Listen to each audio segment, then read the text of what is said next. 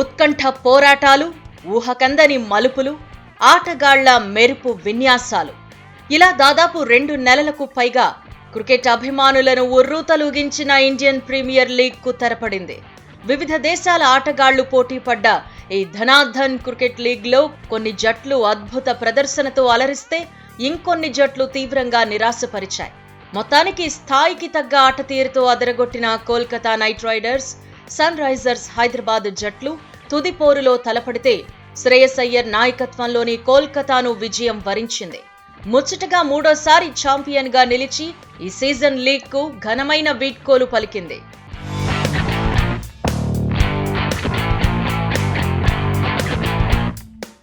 ఈ మారు ఫైనల్ చేరిన 2 జట్లది అమోఘమైన ప్రదర్శన అని చెప్పాలి. ఆరంభం నుంచే ప్రత్యర్థులపై ధీటుగా పోరాడుతూ ఆఖరి సమరానికి చేరుకున్న తీరు ప్రశంసనీయం. ఎందుకంటే గత కొన్ని సీజన్లుగా ఈ 2 జట్లు అంత మెరుగ్గా ఆడలేకపోయాయి.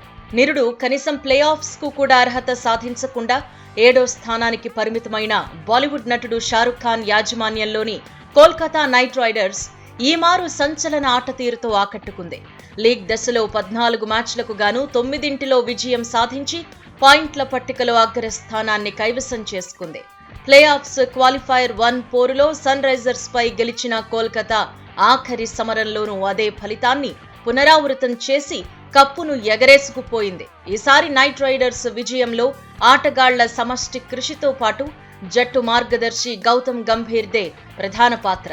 గతంలో 2 పర్యాయాలు తన సారథ్యంలోనే కోల్కతాను ఐపీఎల్ విజేతగా నిలబెట్టిన గంభీర్ ఈసారి వ్యూహాత్మక ఆలోచనలకు పదును పెడుతూ జట్టుకు మార్గదర్శనం చేశాడు. జట్టును ముందుండి నడిపించిన శ్రేయస్ అయ్యర్ ఐపీఎల్ ట్రోఫీ సాధించిన 5వ భారత కెప్టెన్ గా ఘనత వహించాడు. ఐపీఎల్ వేలంలో రికార్డ్ స్థాయిలో 24.75 కోట్ల రూపాయలకు అమ్ముడైన విదేశీ బౌలర్ మిచెల్ స్టార్క్ ఆరంభంలో పలు మ్యాచ్ల్లో పూర్తిగా నిరాశపరిచిన అసలైన పోరులో సత్తా చాటి తనకు ముట్టజెప్పిన భారీ ధరకు న్యాయం చేశాడు.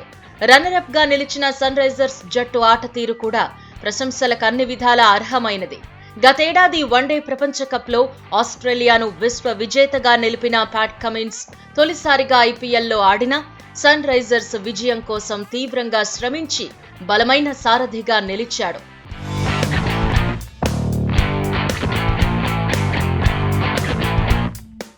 ఈసారి టోర్నీలో దాదాపు అన్ని జట్లు 200కు పైగా స్కోర్లు నమోదు చేసి టీ20 అంటేనే ధనాధన్ ఆట అని నిరూపించాయి.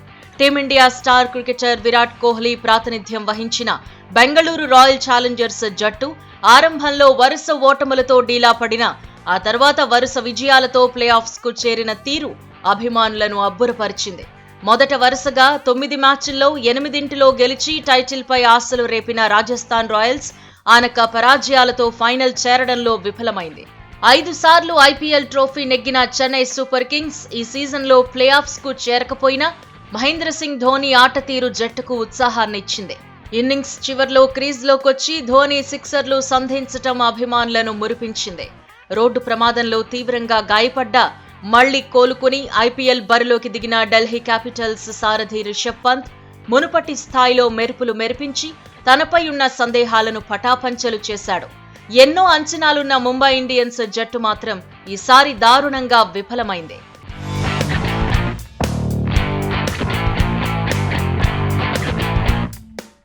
లీగ్ మొదలుకు ముందు ముంబైకి విజయవంతమైన సారథిగా ఉన్న రోహిత్ శర్మను తప్పించి హార్దిక్ పాండ్యాకు జట్టు పగ్గాలప్పగించటం పలు విమర్శలకు దారితీసింది. నాయకత్వ మార్పు అచ్చిరాకపోగా ఆటగాళ్ల మధ్య సమన్వయం కొరవడి జట్టు ఫలితాలపై ప్రభావం చూపించింది. ఫలితంగా విజయాల్లో పూర్తిగా వెనుకంజలో నిలిచిన ముంబై అట్టడుగు స్థానంతో లీగ్ నుంచి నిష్క్రమించింది. ఈ ఐపీఎల్ విజయాల పరంగా కొందరు ఆటగాళ్లకు సంతోషం, మరికొందరికి నిరాశను మిగిల్చిన చివరకు అభిమానులకు మాత్రం అసలైన విందును అందించింది. కాసుల వర్షం కురిపించే ఐపీఎల్ ఫక్త్ వ్యాపారపరమైన లీగ్ అయినా దీని ద్వారా యువ ఆటగాళ్ల ప్రతిభ వెలుగులోకొస్తూ ఉండడం హర్షించదగ్గ అంశం. ఈ సీజన్లో ఆకట్టుకున్న నితీష్ కుమార్, మయాంక్ యాదవ్, యశ్ ఠాకూర్, శశాంక్ సింగ్, రఘువంశీ, హర్షిత్ రాణా లాంటి వర్ధమాన క్రికెటర్లు జాతీయ జట్టు తలుపు తట్టేందుకు సిద్ధంగా ఉండడం శుభ పరిణామం.